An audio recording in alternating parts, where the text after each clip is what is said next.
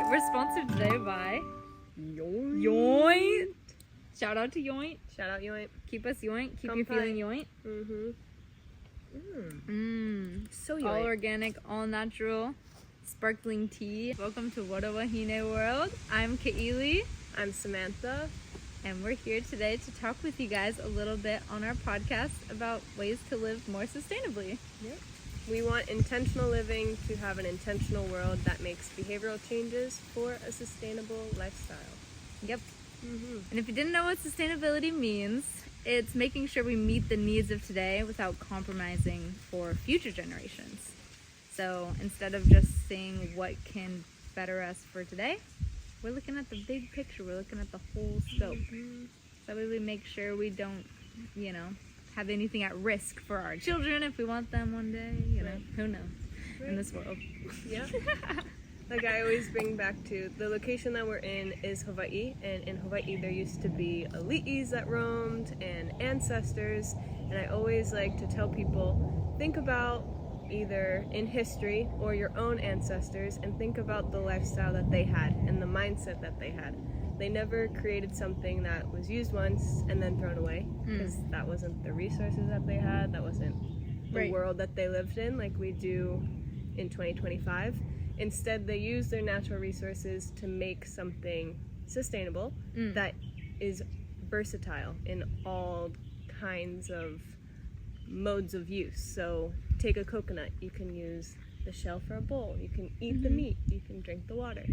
So that's what this podcast is trying to get at, is creating a mindset that is more environmentally fluid. Back to the roots. Back to the roots. Yeah, it's almost more like a symbiotic relationship. Yeah. We work with the world, because it works so hard for us. Right. And we weren't born like this. No. No. Even still, not too sustainable, unfortunately. No. I hate to say it, but we wanted to start this podcast to take you guys along for the journey while we're learning more about sustainability and trying our hardest. Basically, we're going to be real about it. We're going real. to be doing our own research, and we want to show you the struggles behind getting behind this type of... Totally. No, we are no experts in the field, just total disclaimer. We're not here to tell you this is how it's done or even give advice, but just, free balling, talking it out with you guys. Yeah. And hopefully you can give us feedback, and we would love that dialogue. And we'd love for you to share your stories, because right now we're going to take some time to share our stories as to how we came about this lifestyle or the start of this lifestyle. So maybe it sparks an interest in you, or maybe you give yourself kudos. Or you give yourself Kudos. So, but why did we even want this podcast? Like, what's going on? Sam, tell me, why did you want to do this? Because I just kind of pulled you in, but I knew you'd be down. I actually met Kaeli in a sustainable act. We met at a cleanup, actually a stream cleanup. So we were pulling out crazy things from a local stream that fed our local communities with fresh water. We were pulling out things like guitars and Air conditioners. Air conditioners. That people were throwing into the stream out of their dormitory rooms, like 7 stories high. People be doing it. But that's where I met Kaeli, but that wasn't the start of my sustainable lifestyle. I grew up, not even thinking about plastic, using single-use items, and not thinking about where a way is, if there really isn't a way. And so the reason why I wanted to start this podcast is because I wish when I was going through all these questions, or am I the problem? Why aren't there any solutions now that we've been talking about for so long? I wish that there was a podcast that was real with me and made me relate to them, and also felt like I had a friend next to me at all times, not knowing all the answers, but wanting to find out more in order to make some sort of a solution. Yay. And so that's when Kaeli came into my life, and I was like, dang, I have to do this podcast now. But that's why I wanted to start the podcast, is because I have a voice, and that is our solution in all types of situations and crises. Mm-hmm. It comes down to many hands or many voices make light work. So true. Mm-hmm. I love that. Yeah. Thanks for sharing. Why That was did so you? sweet. Why did you drag me into this? Did I? Honestly, it was an epiphany. It was an No. epiphany moment. Whenever I can, I'll run to the beach on my lunch break, grab whatever trash I can, jump in the water, toss it on out. And I was just thinking how I wish more people did shit like that. And I know there's a lot of people that do that kind of stuff. But I wanted us all to connect, you know, somehow, some way. I also love listening to podcasts. I always have really long car rides because I love driving around.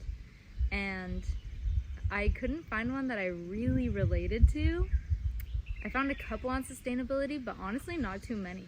A lot of them were like talking about big level issues that I feel like, honestly, besides testifying for them in some way or some capacity in policy, I didn't have a whole lot of control of the issues that they were talking about.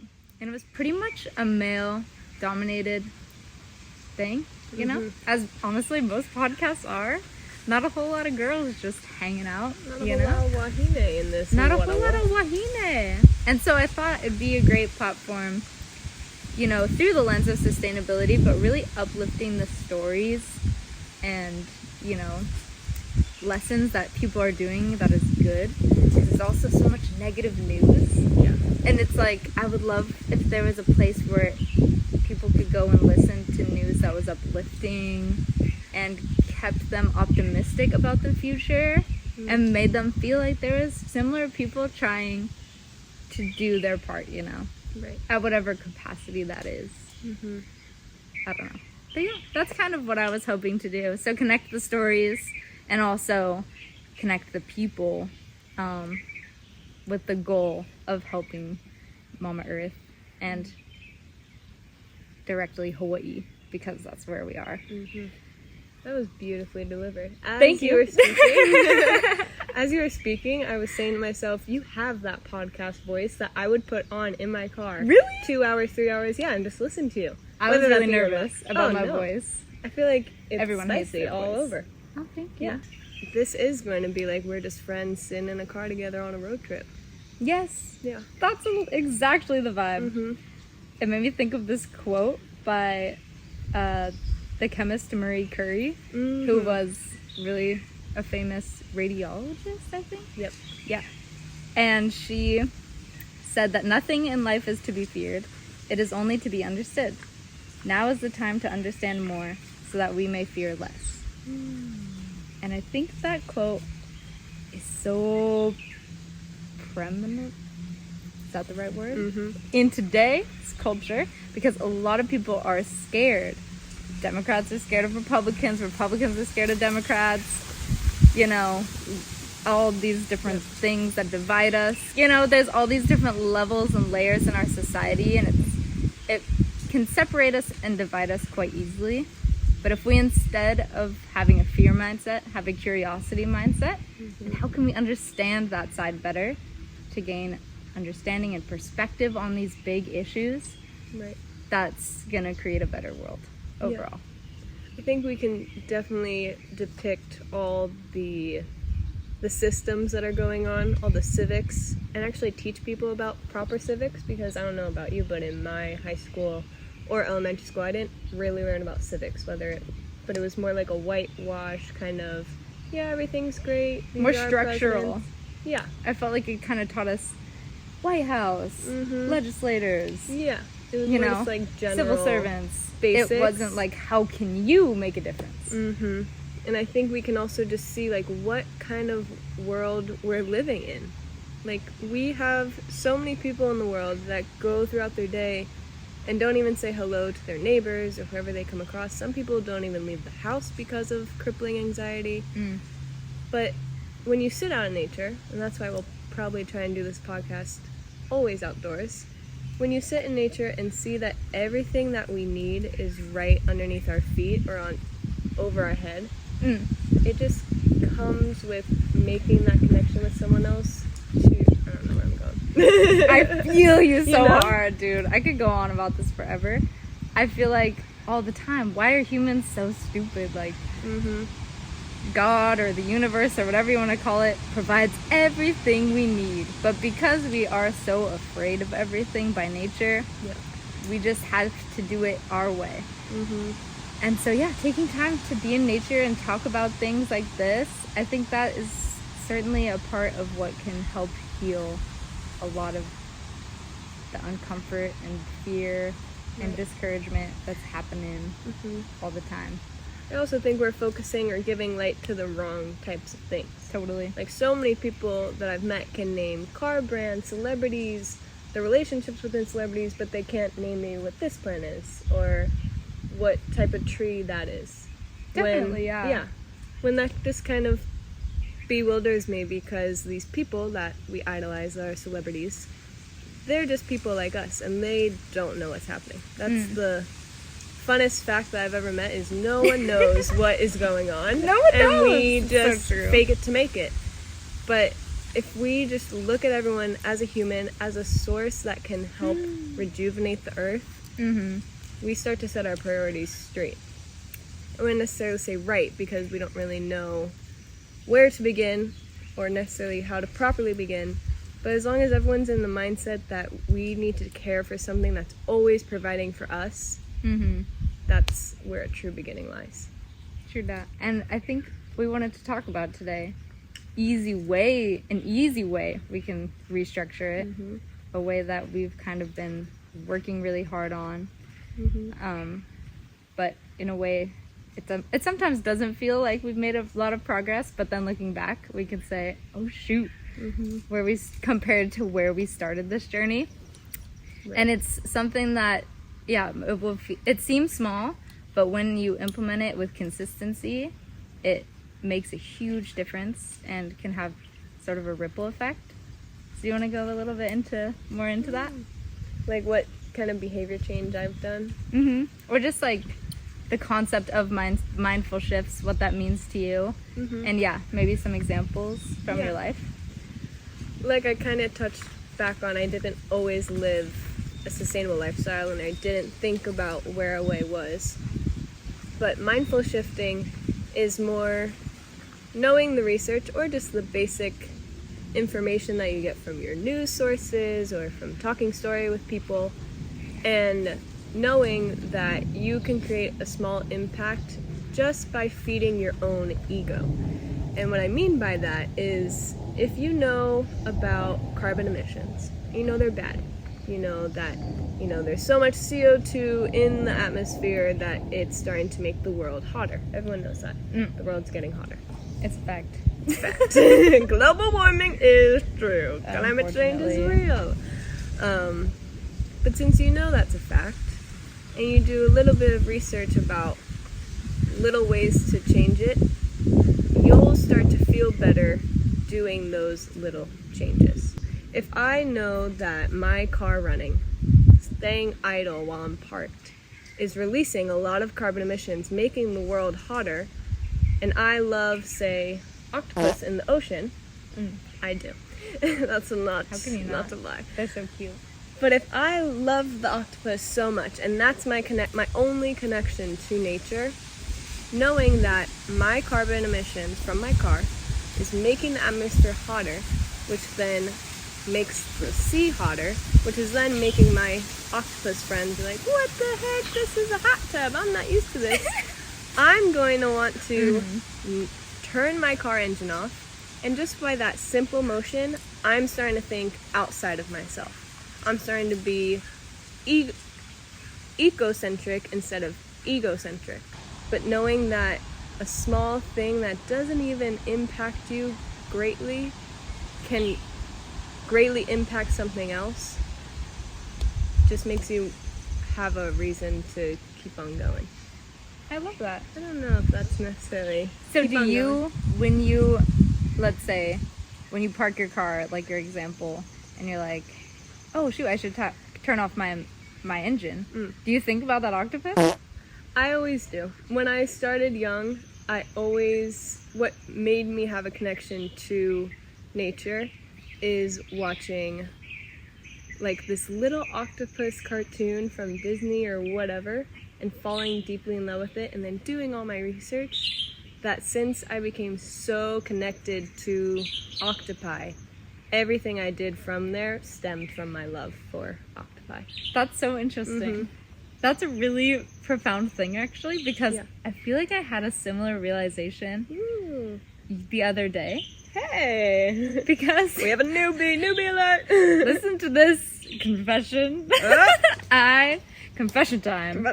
I'm addicted to buying coffee. And I don't even drink coffee, so it's ridiculous. I just get like tea lattes, like matcha latte or like a Hajita latte. Okay, don't even know how to say it, but it's super good.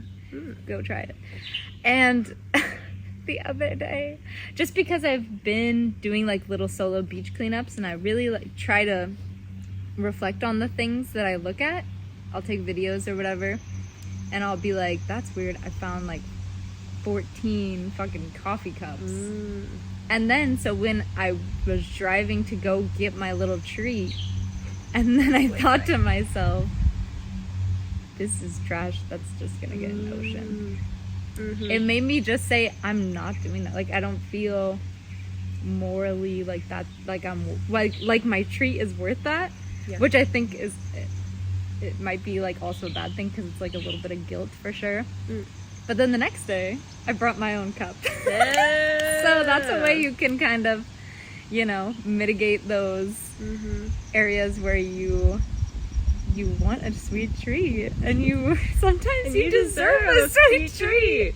And you know what, maybe it isn't the best thing to go out and get food ever or drinks and stuff like that. Much better to make at home if you can, but sometimes you need that shit. And when you do, just little ways you can make a change. I didn't think about the octopus, but I thought about cleaning up that coffee cup. And I was just like, I can't contribute to that. So that's cool. That is really amazing. And I also want to tell our audience, like, if you can't relate to anything that we're talking about or any of these interests or niches or sparks that we've had, I want you to either challenge yourself for the week or for the day and do something different that brings you into the environment. Whether that be doing a cleanup. I'm doing it. Doing a cleanup. Or go volunteering. Thinking about octopus. Thinking about octopus all the time. In a not weird way. Not sexual. I actually I recommend. Have you ever heard of her? Have you ever heard of it? We can have a whole smut episode after this. I think that we need to. We'll bring our friend into that. Shut up. Let's do it. We want to give you a call to action. Do a cleanup. Go volunteer at a soup kitchen, or just donate something to a soup kitchen. Donate your clothes to Goodwill. But when you do that, before or after, do a little research, open up a book, get a computer open, and research as to why that is impactful. Because you can have your own kind of ideas about it, but knowing statistically how you're making a change will keep feeding that addiction. So true. Whether it's my octopus addiction or whether it's not polluting the earth addiction for you. My coffee addiction. That brings up a good point also. I was doing some research on this website. If you live here in Hawaii, you should go on it. I know there are websites like this out there for other places, but it's called Hawaii Green Growth. And they have a survey you can fill out. I don't know if it's called a survey on there, but you can find it easily on their website. Easy to type in all your info. You just need like your electricity bill info, how much miles you drive every day, how much you eat, meat, blah, blah, blah. And it tells you your carbon footprint. And so that just kind of gives you a place to start, and you can see what is making the biggest impact and how you can do little mindful changes. So now next time you take a long hot shower, you aren't on solar and you know that it's going to take a lot of electricity, and so maybe you take a cold shower because that's actually really good for your body. Or maybe, you know, you take a quick warm shower, or you take a couple less a week and you smell stinky, and that's okay for us.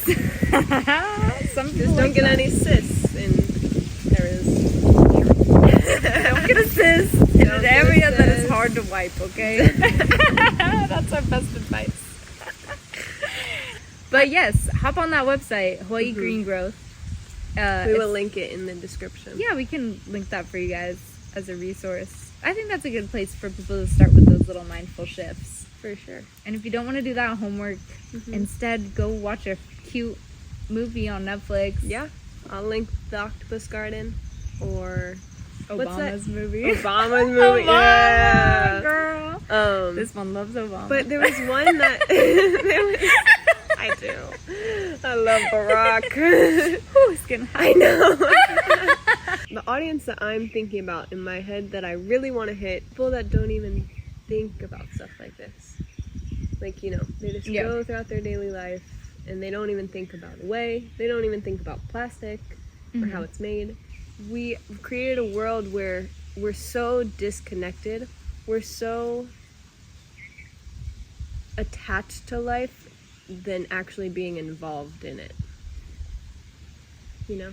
Well, maybe you could share your story. What got you curious about sustainability? Or what got you curious about conservation or our planet or plastic? Yeah. My little story, I grew up in New York, New Jersey. Just boys?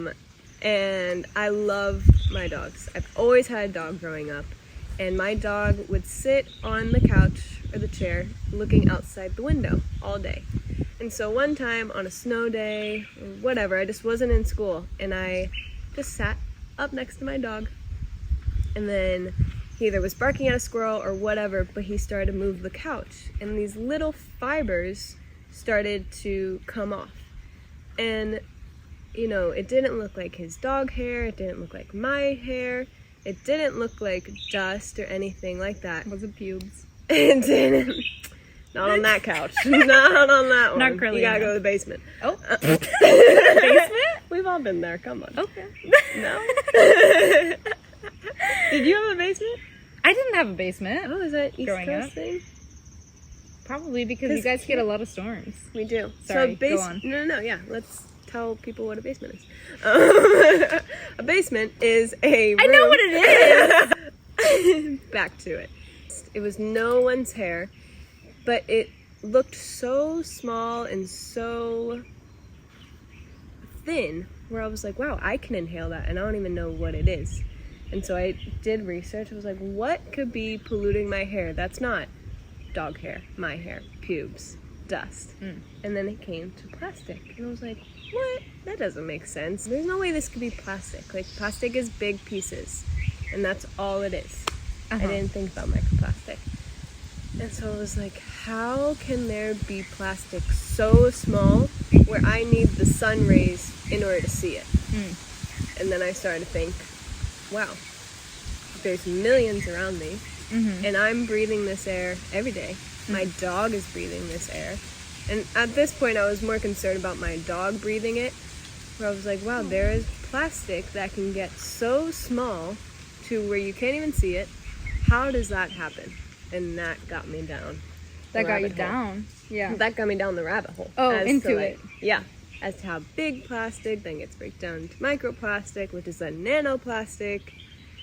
And yeah, gladly there's more discoveries in research nowadays as to how plastic is within our food chain and within us. True. But back when I was maybe 10, I had no idea. And no one else did. No one You were else. 10? I think so.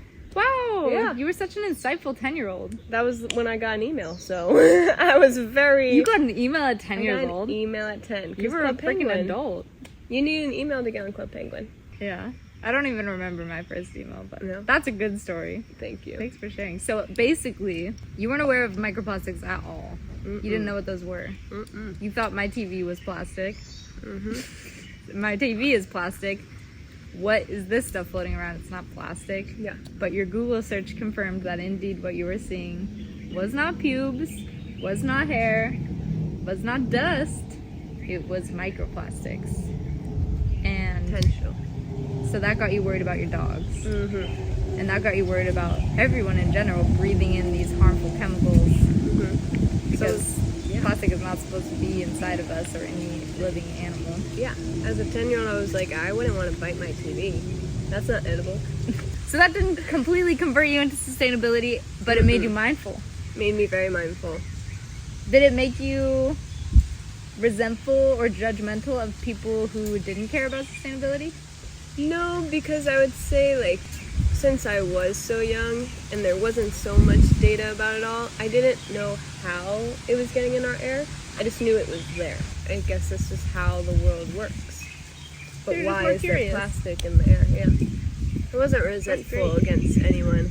And I continued on with my single-use lifestyle because I thought that recyclables were actually being recycled, and if you threw something away, it was properly being disposed of. But I didn't even know what disposal systems were like. Yeah. Didn't know about landfills, didn't know about any of those topics. I just knew that I shouldn't be inhaling plastic because I wouldn't eat my TV, which is plastic. And so this is something I don't want my dog to be eating. What did that 10-year-old realization bring you to as a 22-year-old woman? I am an environmental activist. I work in the non-profit. Non-profit? Non-profit. That's a cute way to say it. Non-profit. A British way. Non-profit organization. And basically I'm teaching people about reducing their single-use plastic and teaching them about plastic pollution as well as waste management. So it really does all tie back into that one story. So now you're giving all these micro 10-year-old Sams like your ultimate guidebook. Guidebook. That's awesome. Yeah. And what do you do? Why did you? What about you? What about you? Why? I'm really cool. Why are you sitting next to me? You're cool. Yeah. No, What Sam do you is the do? best. I now am an environmental scientist. Woo, woo, woo, woo, woo. She's educated, folks. So this educated. isn't fake news. This My is realization came after 10 years old, unfortunately. Well, I think I was a little bit more mindful of it growing up, but I didn't really see how big the issue was until like high school. So when I really faced it, and after that I kind of totally shifted.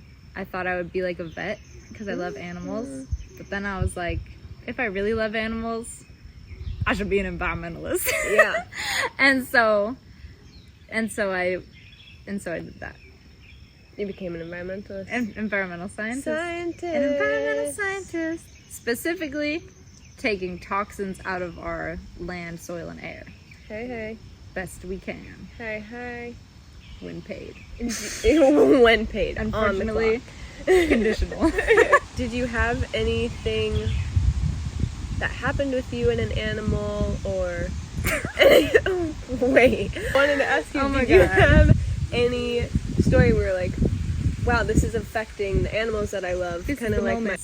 I had this really good teacher in my AP environmental science class, and I already felt like an overachiever being in an AP class. I was like, oh, I'm so cool and smart. And so I think that also just made me have a level of admiration and respect for everyone in that class, and her especially. And she really drilled into our head the impacts that we had and made it so crystal clear obvious that there's better ways to do the things we do, like generate power, transportation, all these different things, food, all these things we are doing systemically that are destroying our planet, that there's alternatives. And it just got me so inspired to spread that good awareness, because not a lot of people know that there's better ways to do things. There's so many genius people out there that make great solutions. And so I think that really was a moment for me where it shifted my image on it, because it was kind of negative, just kind of would get down in the dumps about pollution and climate change and stuff like that. And then so that made me feel more uplifted and like I had a role to play. That's so full circle to me, because you inspire me so much that to know that you were inspired by an inspiring woman just makes so much sense to me. Where it was, where you connected yourself with like-minded people from the start that wanted you to create that connection with others.